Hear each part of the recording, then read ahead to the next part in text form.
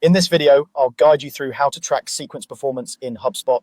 If you're using sequences to automate your outreach, it's really important to understand what's working, what isn't, and where you might need to make adjustments. In this walkthrough, we'll go from the main navigation in your HubSpot account to the key place where all of your sequence data is collected and visualized. Let's start inside your HubSpot portal. From the main navigation bar at the top, move your cursor to the sales section. When you hover over sales, you'll see a drop-down menu with several options related to your pipeline and outreach tools.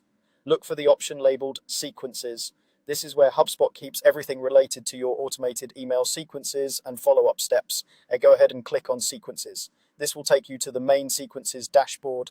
Here, you'll typically see a list of all the sequences that have been created in your account. You might notice things like the sequence names, who created them, and some high-level metrics like how many people are currently enrolled. This main view gives you a quick snapshot of your overall outreach setup.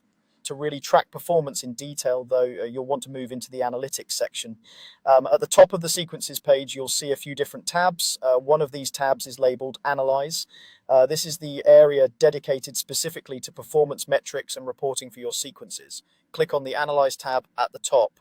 Once you do that, HubSpot will load a set of reports and charts that break down how your sequences are performing. Depending on your permissions and how your account is set up, you might see metrics like total enrollments, open rates, click-through rates, reply rates, and unsubscribe rates for your sequences. This is the core view you'll use to understand which sequences are driving engagement and which ones may need some work. As you're looking at the Analyze tab, pay attention to the different filters and date ranges available, usually along the top or side of the page.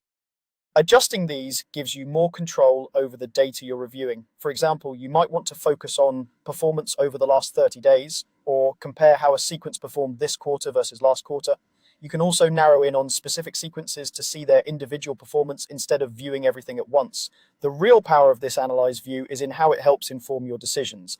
If you notice a sequence has a high open rate but a low reply rate, that might suggest your subject lines are strong, but your message content or call to action needs improvement. If a sequence has a high unsubscribe rate, that's a signal that the content may be misaligned with your audience's expectations, and it might be time to refine your targeting or adjust the messaging.